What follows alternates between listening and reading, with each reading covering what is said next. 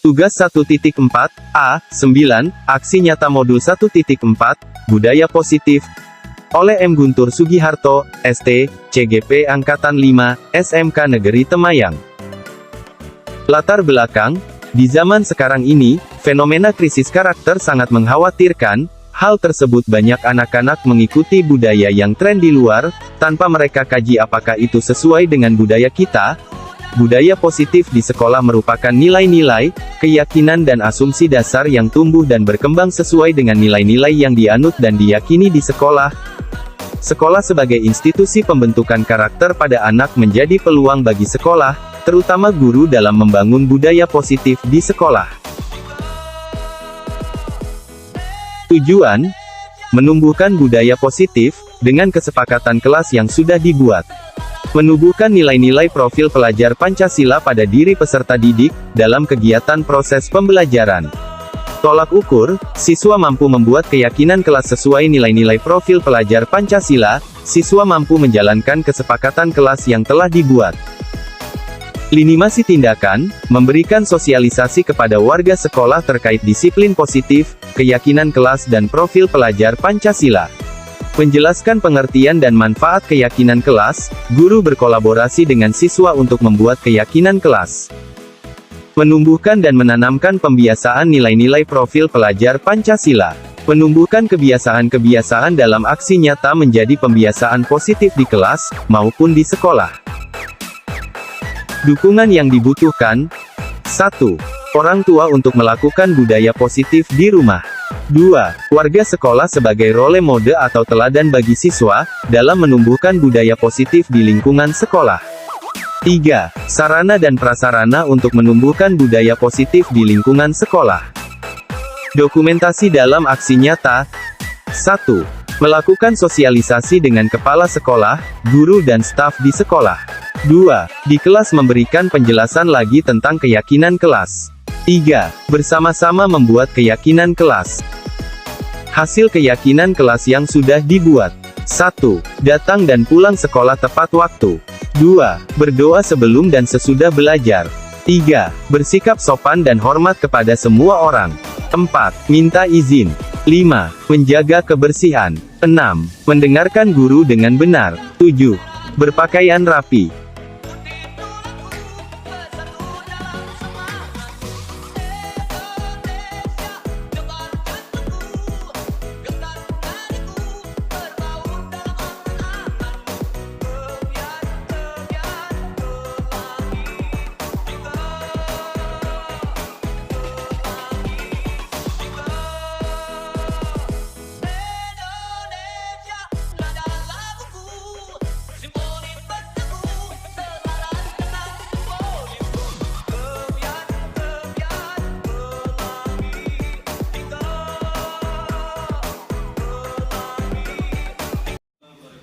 Waalaikumsalam warahmatullahi wabarakatuh. Sehat Bu ya? Allahu Akbar. Insyaallah. Iya dong. Biar kabeh ya.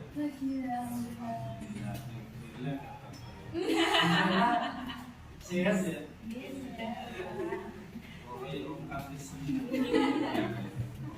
Terima kasih pada kali ini izinkan saya nama Muhammad Guntur Sugiharto ST. Kenal ya? Ya biasa loh, kenal dulu deskripsi. Mangkat ya wes. Saya CGP di Angkatan 5 yang dari Kabupaten Bojonegoro, lembaga di SMK Negeri Temayang. Pada kali ini sebelumnya mohon maaf ya kalau saya mengganggu waktu kalian untuk pelaksanaan tugas. Ini sebenarnya tugas dari program guru penggerak, ngerti ya? Ketika guru penggerak itu tahu? Tahu. Tahu. Apa? Guru penggerak itu apa? Guru penggerak adalah guru yang menggerakkan. Terus? Merubah paradigma. Ubah paradigma. Apalagi Itu yang bergerak, tergerak, dan menggerakkan. pada intinya, pada dasarnya guru penggerak itu adalah yang tadi tuh sudah disebutkan tadi Yang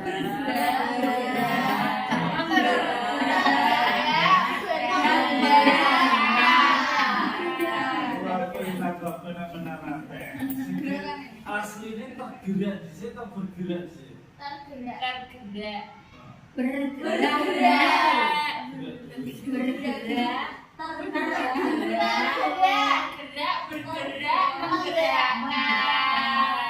Iya.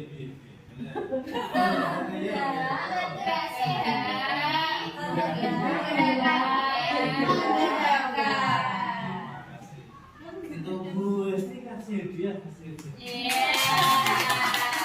Terima kasih Jovi ya. Penerapan penghargaan. Jadi untuk guru penggerak soal yes-yesan ya, penting tergerak dulu ya. Jadi adanya perubahan di sekolah itu kalau kita tidak tergerak, nggak mungkin kita mau bergerak. Kalah bergerak bagian, iya kan? Iya, Rata-rata seperti itu. Ya. Pada dasarnya kita sebagai guru itu harusnya tergerak dulu. Jadi sebelum tergerak kita memiliki inovasi. Paham ya? Paham tuh aku dulu ya. siapa? Jadi ngomong itu semua buat ya. Seperti yang sudah disampaikan, sebelumnya sampai bertanya lagi boleh? Tidak boleh, tidak usah. Saya biasa jawab bener loh. Gitu ya. Guru penggerak itu hampir semuanya adalah yang digunakan adalah prinsipnya Diajar Dewantara. Kenal sih sama Diajar Dewantara? Tahu. Sempat kenalan. Belum sempat bilang, tapi tahu ya. Tahu. Kalau menurut jenengan semua, siapa tuh Diajar Dewantara? Bapak pendidikan. Pendidikan kita betul. Apa sih dari Diajar Dewantara dan mau ngetuwek? Latar belakang dari Diajar Dewantara dia tahu? Tidak tahu. Jawabannya dia itu adalah pemuda intelek dari Indonesia. Kalau dari sejarahnya sebenarnya Diajar Dewantara itu adalah orang intelek yang dibuang ke Belanda. Di sana dia justru dibuang ke Belanda karena mengkritik pendidikan yang ada di Indonesia. Begitu dibuang di Belanda, dia di sana malah belajar,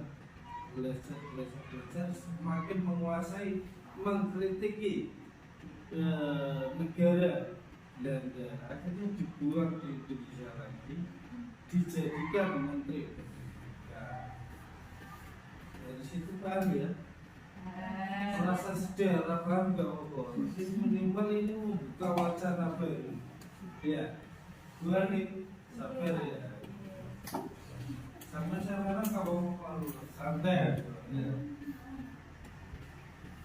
Jadi sudah dari Diajar Dewantara ada 3 kalimat penting yang harus diterapkan apa saja. Ingat sosu tulodo. Terus Innamasyo karso tuturi handayani. kalimat-kalimat dari Diajar Dewantara ya. Jadi dari 3 kalimat itu paham maksudnya apa? Paham? Bu Hani paham? Insya Allah. Pak Bagus paham ya? Insya Allah. Dah Pak. Pak, alhamdulillah.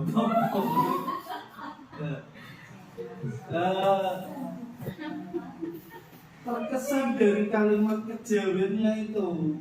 Bahkan Ki Hajar Dewantara itu mengajarkan kita harus istilahnya itu menghamba pada murid. Jadi bahasanya adalah menghamba pada murid. Ya kalau kan kayaknya lebih gitu. Itu Hajar Kebal 10. Jadi dari bahasa-bahasanya kayak untuk Jawa seperti itu. Tapi pada dasarnya bukan. Beliau itu adalah seorang dokter. Jadi seolah-olah poinnya itu begitu kemarin nyatanya gue yakin jauh gitu. Ini ya biasa kagum ya gue. Terus di situ ada kata menghamba pada siswa. Menurut pemahaman Bapak Guru apa? Menghamba pada siswa. Melayani siswa. Pelayanan pada siswa. Piye. Menghamba pada guru itu maksudnya gimana ya? Pada siswa. Iya santai. Rasanya bilang dia menghamba pada siswa. Itu maksudnya bagaimana? Melayani siswa. Melayani siswa. Senang itu sesuatu layan. Menuntun. Ya. Pada dasarnya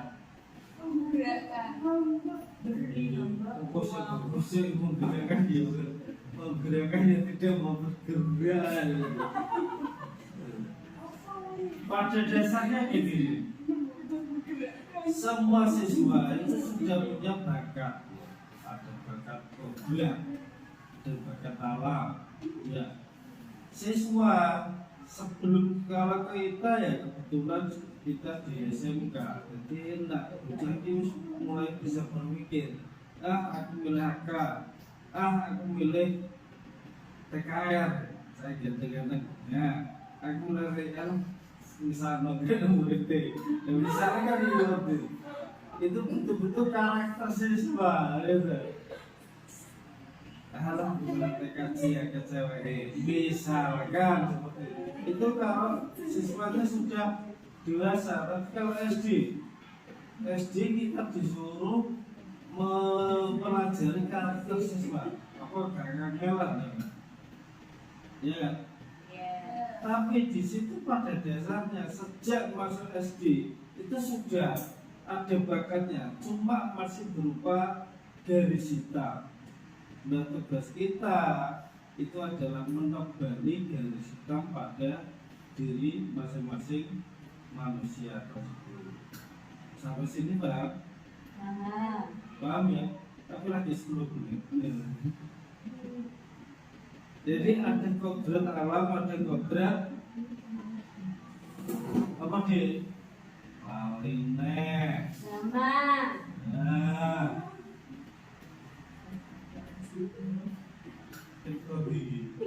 bagian dasar kebutuhan dasar manusia dan dunia berkualitas. Pada nanti ya kebutuhan dasar manusia dan dunia berkualitas. Kalau diajukan pada dunia pendidikan, kebutuhan dasar dari murid sampai itu aslinya apa? Kebutuhan itu mencari ilmu dong. Mencari ilmu, terus Ingin berubah lebih baik. ingin berubah lebih baik. Ini ngarep kamera. Terus apa lagi gitu ya. Belajarnya pelan tenang. Iya tenang apa lagi? Si saudara bukti ya aku jadi pada prinsipnya kebutuhan siswa pada jurusan kita masing-masing di situ sudah memiliki kebutuhan selain mencari ilmu di situ paling utama adalah bahagia. Nah, pada saat pendidikan inilah apa yang menjadi kebutuhan siswa. Nah, dari TI apa? Kebutuhan utama dari siswa rata-rata apa?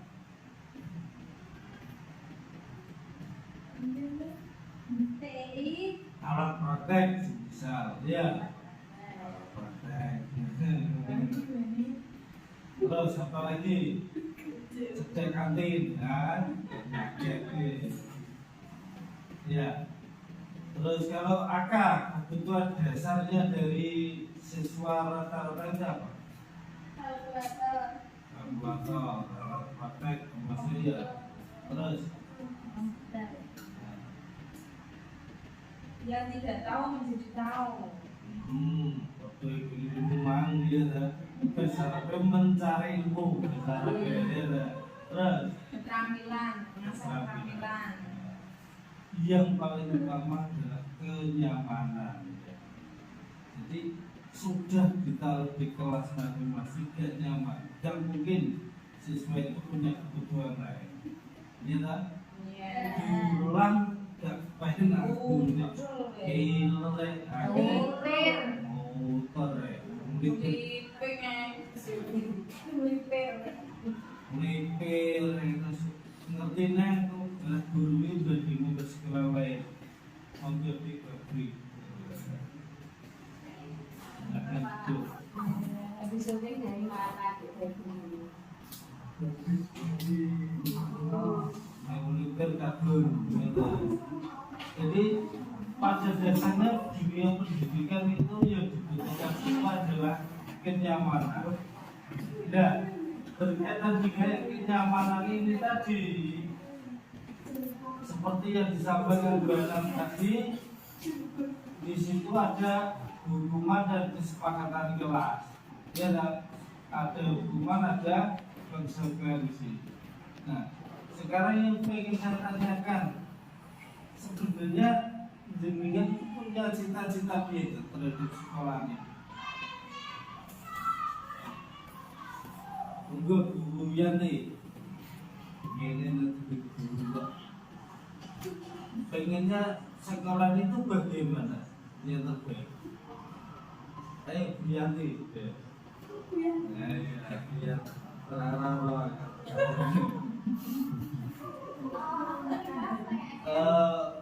Pengennya ada perubahan seperti apa di lembaga ini? Berkaitan dengan kegiatan kelas untuk cara menghadapi siswa. Tadi kan sudah disampaikan bahwa setelah itu zaman memunculkan paradigma. Nah, sekarang pengennya sekolah ini harusnya seperti apa?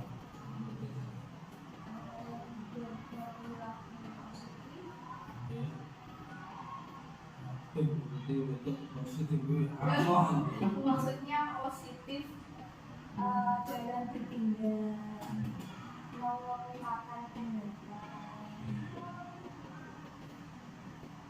Terus lagi mungkin Bu Bella mau menambahi. Ya, cukup ya. Bu Yesnia. Ya, mungkin dari model aku sudah disebutkan oleh Bu Yanti tadi. Yang kedua mungkin dalam hal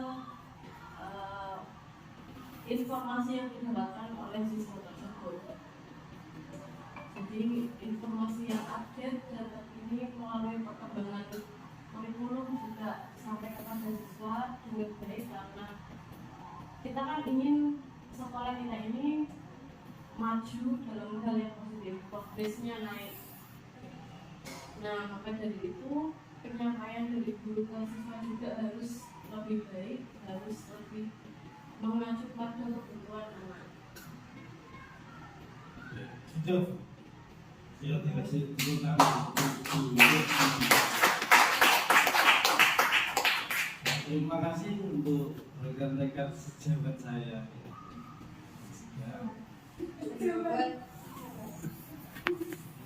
Sejawat sejenis itu tidak.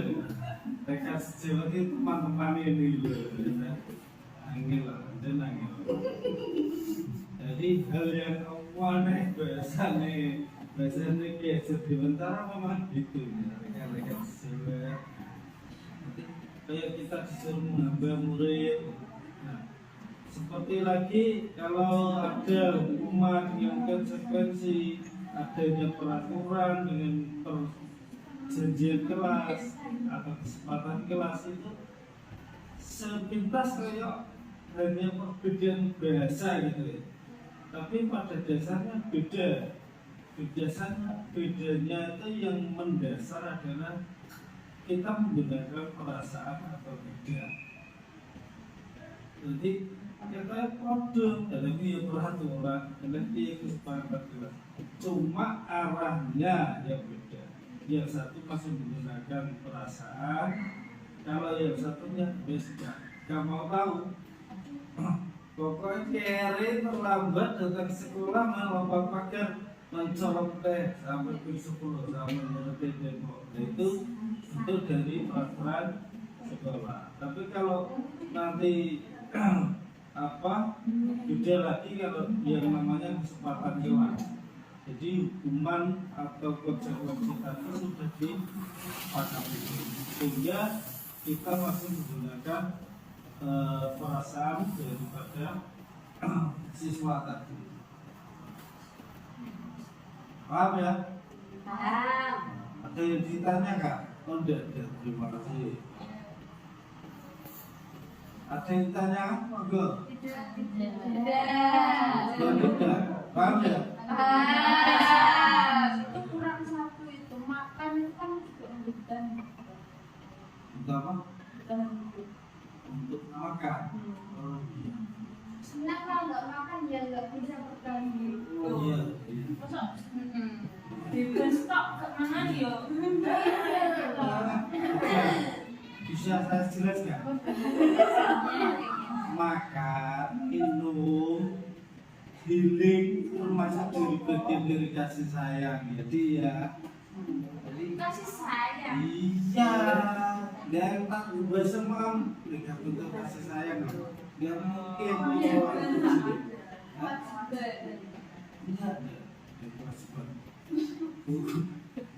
Itu sudah bagian dari kasih sayang. Kadang ini mau syukuran, ya rasa terima kasih syukuran dia diberikan makan.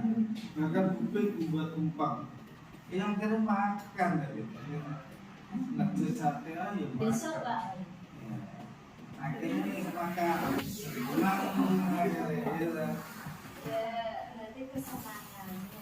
Ya, Ikut kesenangan dong Pak. iya kesenangan dari dia. Ketika kasih sayang, tempat kesenangan. Jadi ayo kuliah naik kurang kasih sayang, lanto. Iya, jadi dia ketika kasih sayang, baik ya semangat sekolah, udah coba sekolah datang lambat. Mak, kok aku kena? Tapi ya jelas gini, strata antara pendidik dengan siswa itu beda lah. Jadi ada peraturan itu untuk siswa, ada peraturan untuk guru. Jangan disamakan. Jadi murid harus memasukkan baju oleh guru gitu. Ada lagi contoh konyol itu peraturan siswa harus menuntun sepeda pada saat mau berangkat ya.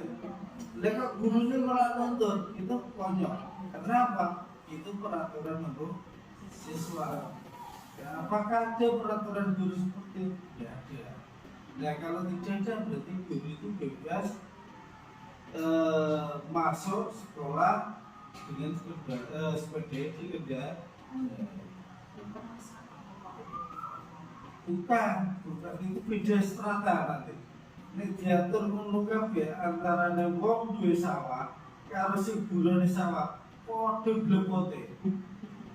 Jadi tugasnya tidak sama. Sing diusawak itu tugasnya karek ngitung, karek ngawasi. Dan sedangkan sing buruh itu dia kedas, dia raisa no. Sing buruh malah dendam, sing diusawak itu bisa. Karena itu di situ ada perbedaan strata. Apakah kita tidak bisa? Bisa, tapi tidak boleh karena perbedaan strata. Paham sampai sini? Paham. Terus melihat penjelasan dari Bu Ana tadi, bentuk konsekuensi kelas.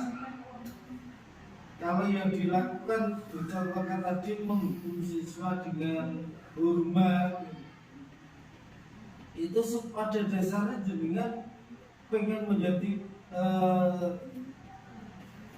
jenis konsekuensi apa? Kalau masalahnya itu adalah siswa datang terlambat. Gambaran jenengan pengen mengganti jenis konsekuensi apa? Kalau mengurus siswa hormat itu merupakan hukuman. Sholat.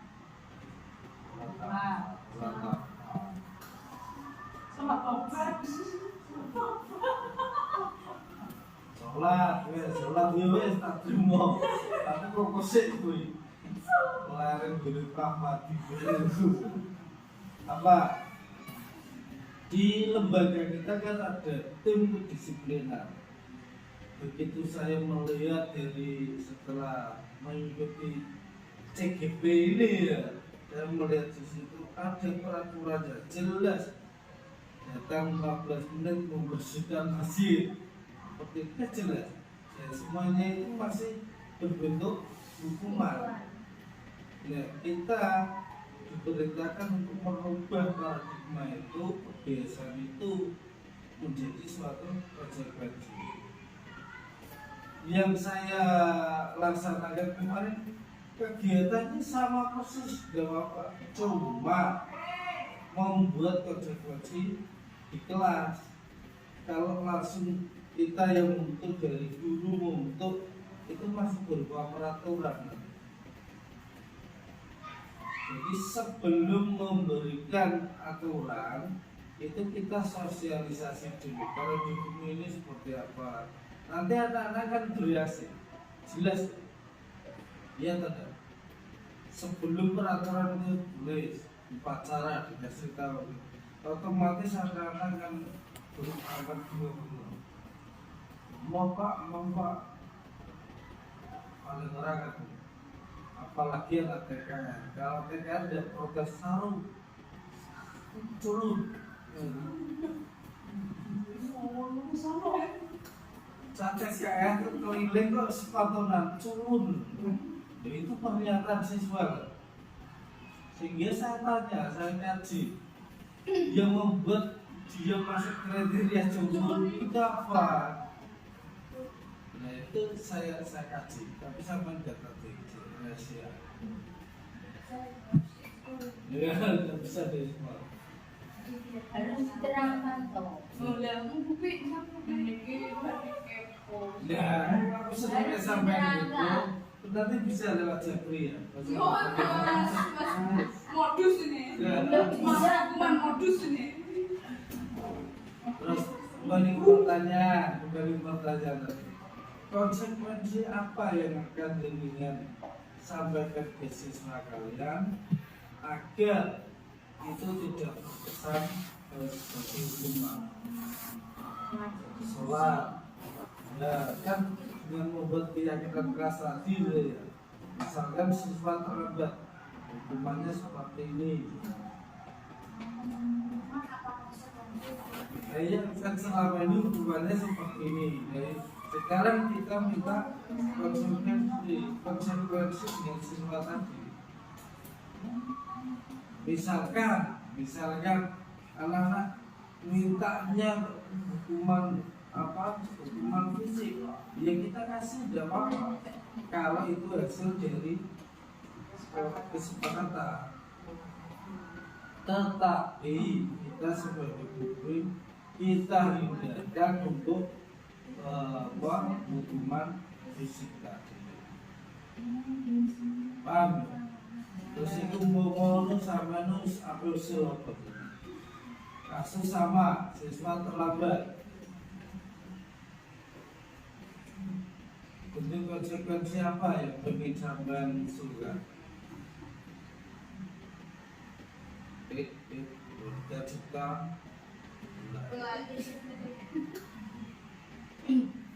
apa? Kira-kira apa?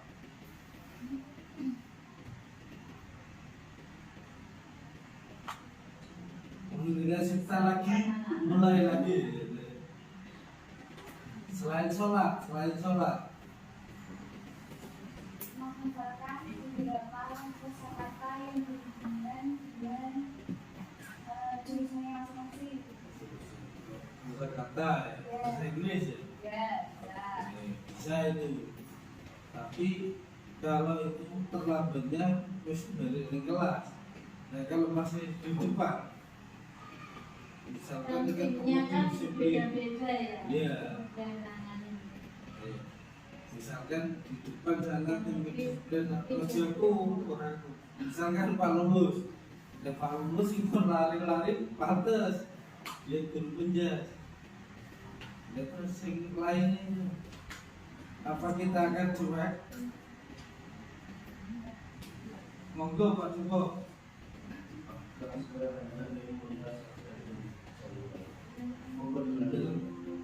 Mungkin untuk mencintai lingkungan sekitar, contohnya menyirami tanaman, membersihkan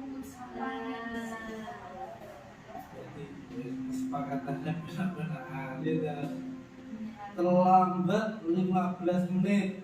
Tugasnya apa saja? Misalkan menyirami tanaman di halaman sekolah, mengambil sampah, seperti itu ya. Itu selain dari dua itu, misalkan ada yang umpah pertama lagi teko, terus bentuk konsekuensinya pakai sampah. Beda lagi. dibedakan. Nah, dibedakan terus yang membedakan yang terlambat jam 15 menit menyiram bunga dan membersihkan sampah. Yang lebih dari 15 menit yang jelas petugas keamanan mesti aneh, ya kan? Petugas keamanannya tim kedisiplinan terus kelas kabeh. Dia lolos. Akhirnya lolos. Itu yang terjadi. Fakta. Ada yang fakta lagi lolos lewat pagar. Pas gak konangan aman. Tapi pas konangan Amo. akhirnya kondumbang. Berarti mungkin gini, ada tim kedisiplinan yang saat hari itu tidak ada jam, jadi bisa mengamati, bisa mengontrol anak-anak yang melebihi dari 15 menit tadi. Sebenarnya gini Bu ya, kasus siswa melompat pagar itu banyak sekolah-sekolah lain juga ada, termasuk yang lulusan dari kota ini juga dulu pelaku loncat pagar. Jadi itu sudah fenomena lama, cuma di kita ini loh perubahan apa yang perlu kan? Mungkin yang diusulkan dana itu bisa salah satu alternatif daripada harus mencari guru yang kosong jam pada jam 1 sampai 4 misalkan, itu tugas standby terus sebagai tim kedisiplinan.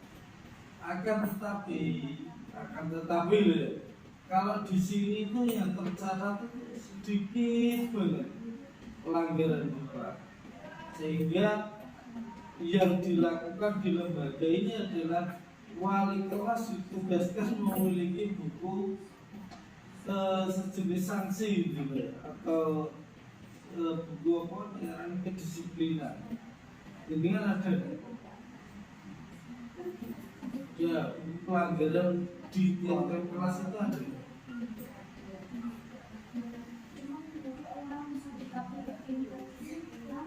Orang sudah di surat pernyataan itu saya aksikan. Itu untuk jenis-jenis pelanggaran misalkan anak ini alfa beta ada tuh. Nah, selama ini yang dipakai kan seperti itu. Nah, umpama itu dari segi tim kedisiplinan saja di depan itu sudah mampu menghandle, atau mungkin dengan cara memberikan kesadaran ke siswa tadi, menghindari hukuman apa intinya di sini tugas kita adalah menghindari hukuman tadi, sehingga anak-anak itu tetap nyaman di sekolah, sehingga sampai catatan disiplin pribadi di kelas dihindari, tidak ada. Bahkan nanti tidak perlu siswa itu semangat, termasuk yang melompat paket nanti tidak ada pakernya. Jadi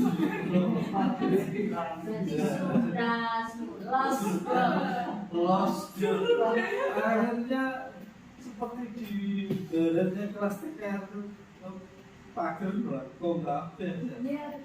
dalam proses perbaikan Pak Guntur, Dalam insya Allah secepatnya akan diperbaiki. ya alhamdulillah semoga seperti itu. Kalau harapan saya pribadi ya, untuk pembangunan fisik itu santai selama pembangunan daripada karakter siswa, mental siswa itu kita bentuk dengan baik. Sampai sini paham ya? Kurang lebih. Siswa ini misalnya Mungkin saya ada usulan Pak Guntur. Jadi ini untuk menghindari anak-anak yang melompat pagar tadi, berarti kan dia punya kesempatan waktu luang untuk keluar dari kelas. Berarti mereka merasa tidak nyaman terhadap pembelajaran yang telah dilakukan, atau di saat pergantian bapak ibu guru itu ada waktu yang senggang, jadi mereka punya kesempatan untuk melarikan diri. Dan seperti itu. Nah, untuk menyikapi hal yang seperti itu, bagaimana kalau pembelajaran itu, makanya tadi juga sudah saya sampaikan bahwa mari kita buat murid-murid kita itu nyaman, senang saat pembelajaran kita, supaya mereka tidak ada keinginan untuk melarikan diri tadi.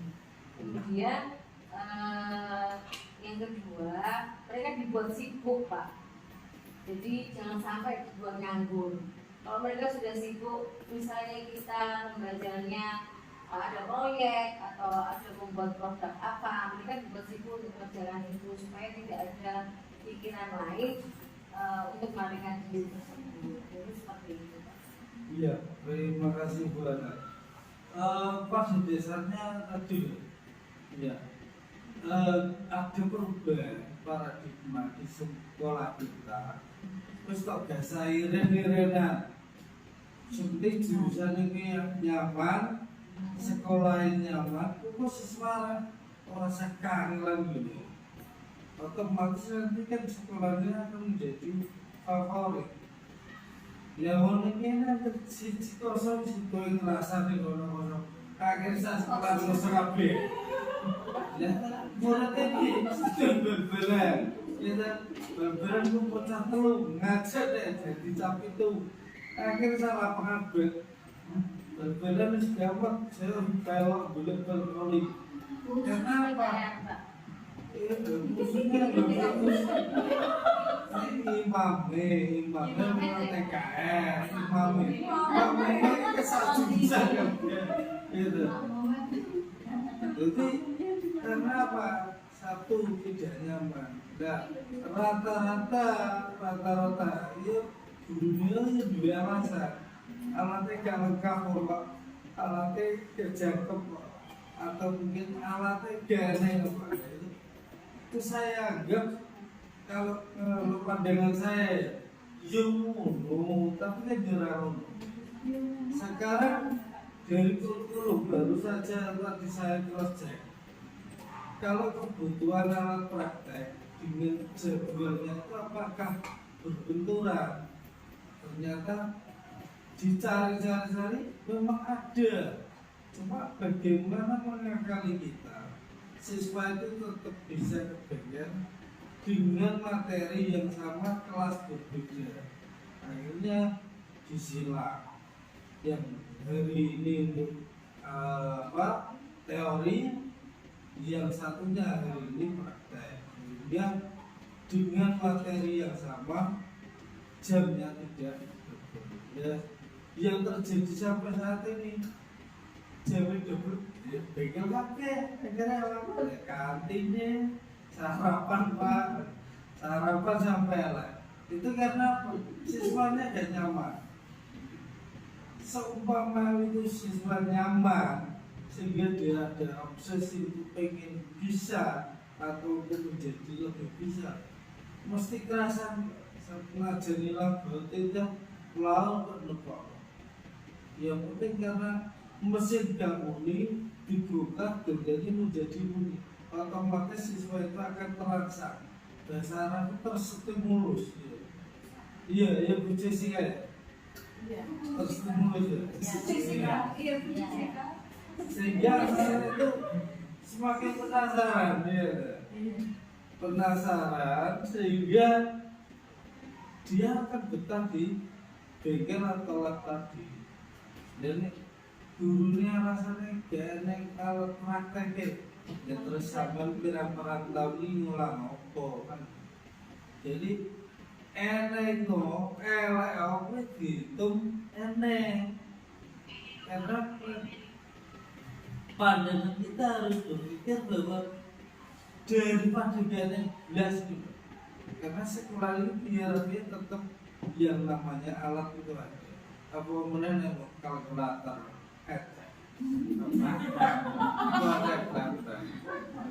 ngaji setahun lalu kelas suka, tekan tuh, rolak terus.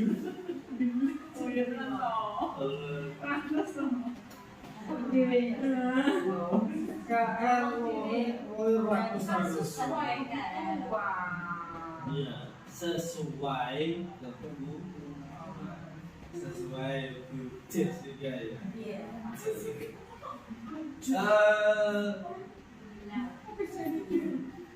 Kita mari kita baca ya, di proyek itu kita baca ya.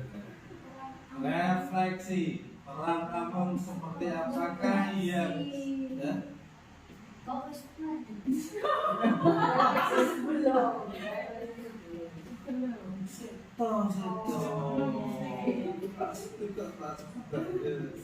Peran kamu seperti apakah yang telah lakukan selama ini mengikuti modul ini? Nah, dari posisi tadi ada hukuman, ada konsekuensi. Peran kita selama ini itu apa? Terhadap kedisiplinan siswa, terhadap perubahan karakter siswa. Peran kita sebagai guru loh, yang penting aja enteng. Enggak jamin perasaan dikata ini kan bilang enteng. Maksudnya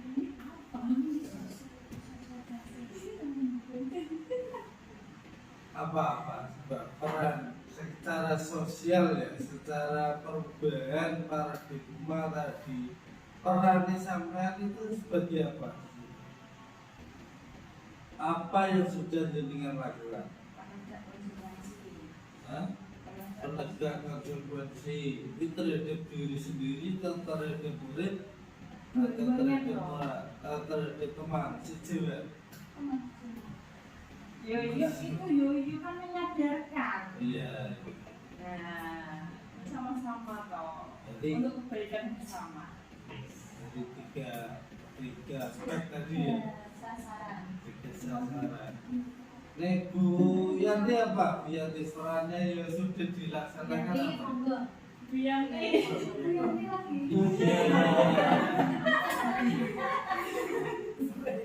Lali sendiri Erik Dayati.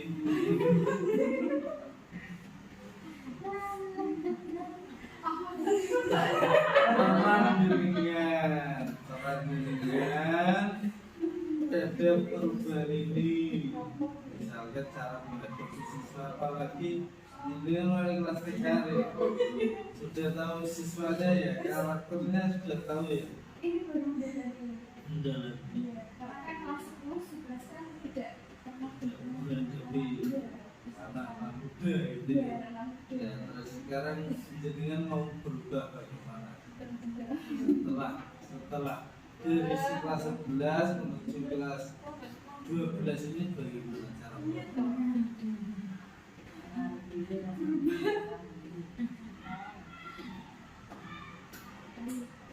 Monggo Bianti. Bu Erika, monggo. Nah, Bu Erika. Monggo Erika. Bu Erika, jenengan. sabang tuh monggo. Terima kasih untuk waktunya. Mungkin untuk saya sebagai Among, Terhadap siswa ya, setelah mengikuti modul dan penjelasan dari Pak Gubernur, jadi kita lebih mengerti bagaimana mengarahkan siswa untuk memberi konsekuensi tadi ya, bukan sebuah hukuman, untuk menjadi lebih baik. yang kedua mungkin lebih memahami karakter siswa ya. Betul. Karena sekolah kita inputnya berbeda dari sekolah yang lain, karena kita berada di pinggiran kota. Mungkin untuk segi attitude itu kurang, nah sangat kurang, sehingga kita bisa lebih ekstra lagi mengajak siswa untuk belajar. Terima kasih Bu Erika. Kasih tepuk tangan untuk beliau. Ada Pak Febri, mungkin ada peran ngomong apa yang mungkin Ayo Pak Febri. Pak Febri, monggo jenengan Pak Febri. Kami dari Pak Lulus.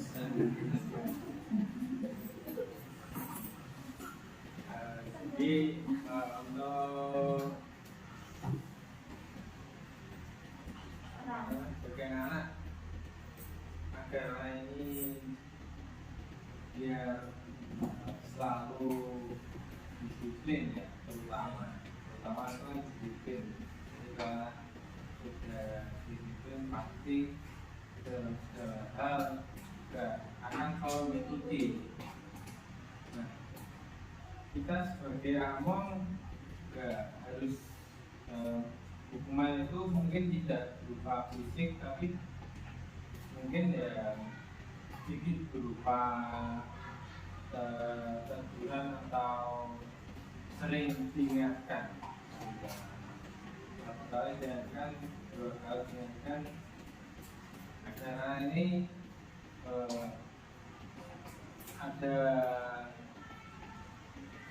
titik temu lah. Jadi yang sering tidak masuk atau sering bolos, sering lambat.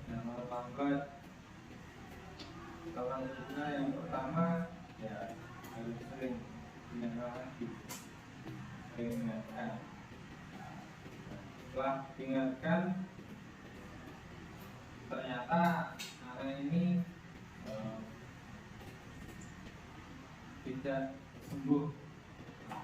Setelah itu ya harus ada sedikit mungkin konsekuensi, dan yang harus mengingatkan itu tidak hanya satu atau dua orang guru aja, ataupun hanya tim di sini aja. Jadi siswa SMK ini kan anak kita semua kan gitu. Jadi ya yang TKR, ya TI, ya akuntansi, ya TKJ itu kan anak kita semua. Ya, mungkin untuk saya, insya Allah saya sendiri pegang semua jurusan, tapi terkadang untuk jurusan satu dengan lain mungkin hanya terpacu terhadap jurusan masing-masing. Kalau bisa ya, kita semua ya, antara normatif dan adaptif itu semuanya ikut berperan untuk mengingatkan, peduli untuk mengingatkan anak agar kita ini tetap mengingatkan anak agar anak bisa lebih baik lagi. Mungkin dari saya. Terima kasih aplaus untuk Pak.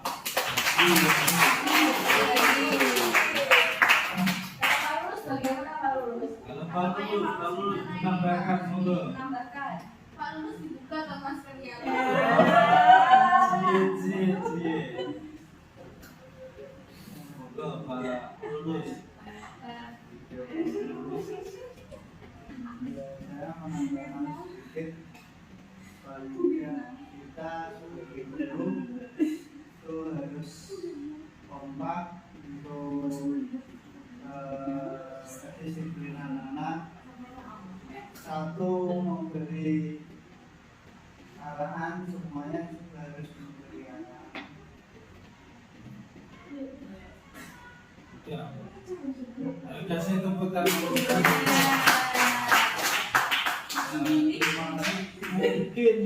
Mungkin dapat saya simpulkan, intinya dari rekan-rekan sejawat ini adalah menghendaki adanya kekompakan antar guru. Jadi kompak di sini adalah untuk peduli terhadap lembaga ini. Dan lembaga ini khususnya adalah siswa. Jadi kalau kita sudah kompak, gak sairen-irenan iren antar jurusan, ojo TKR kalah, TKR maju. Tapi kalau itu diselesaikan dengan kekompakan, nanti semuanya akan menjadi nyaman.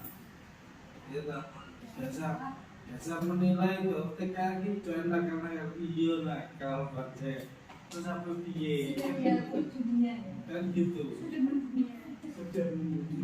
Itu sudah menjadi kayak riwayat hidup dulu. Saya menambahkan ya Pak Bundut. Menambahkan Ya. sedikit. Kalau untuk anak TKR, kebetulan saya sendiri kan ngajarnya di TKJ. Tapi saya dengan anak-anak TKR juga lumayan dekat, meskipun tidak pernah mengajar. Dan insya Allah sebenarnya anak-anak itu bisa diajak untuk menjadi anak yang baik atau punya karakter yang sesuai dengan profil pelajar Pancasila. Jadi mungkin mereka butuh sentuhan dalam hal hatinya disentuh, sentuhan hati, didekati, diajak ngobrol. Kemarin saya kebetulan bertemu dengan anak yang sering bolos, namanya Edo sama Diki dan Marcella, kelas 11 TKR 2 sama saya.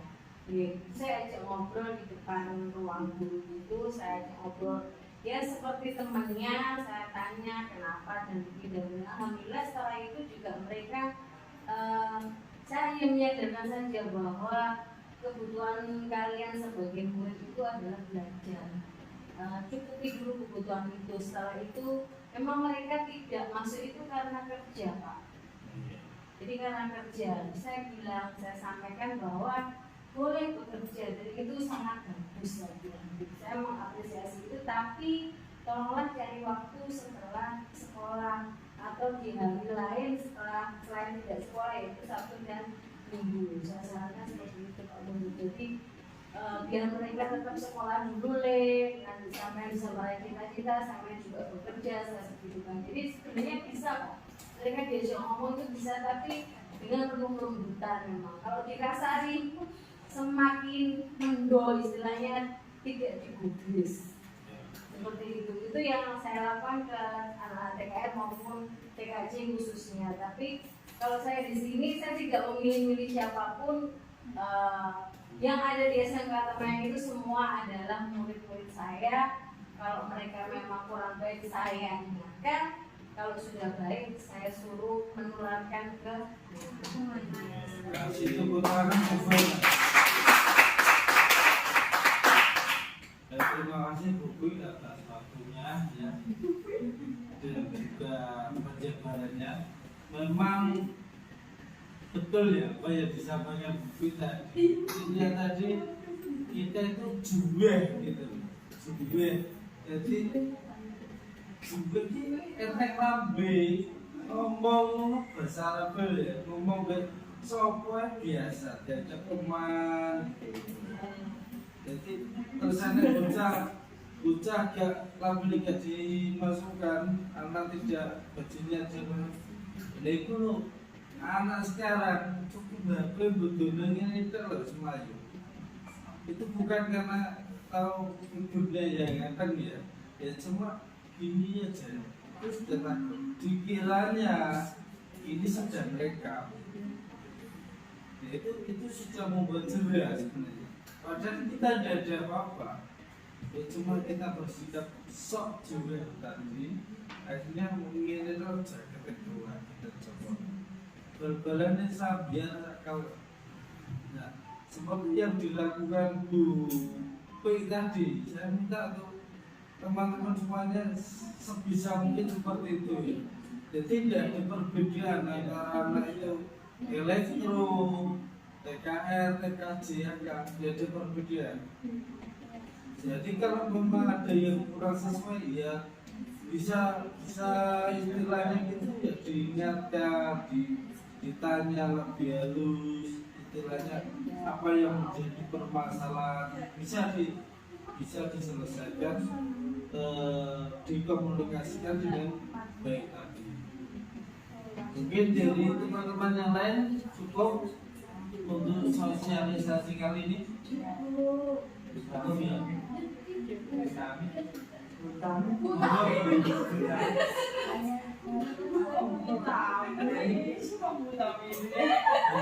Sudah cukup utami ya.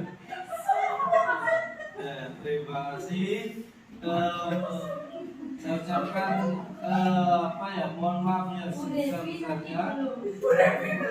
Iya, mungkin ada pesan untuk kegiatan ini.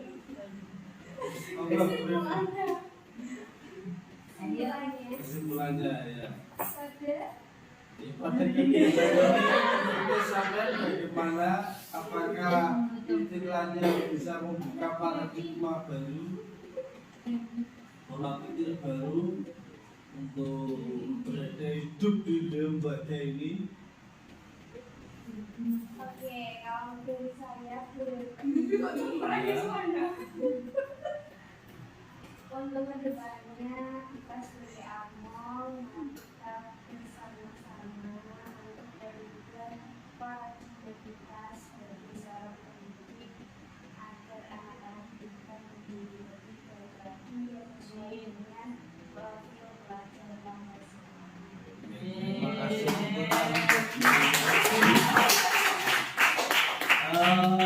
Saya kira cukup ya.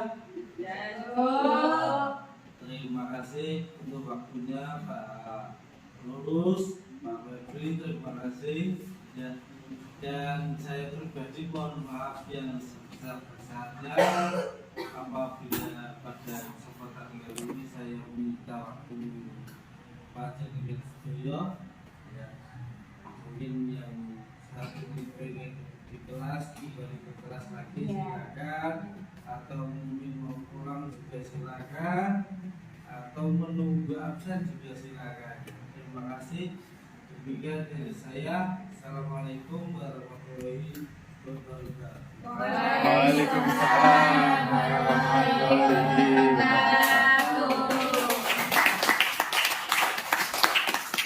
Terima kasih. Terima kasih, salam guru penggerak, Merdeka Belajar, Indonesia Maju.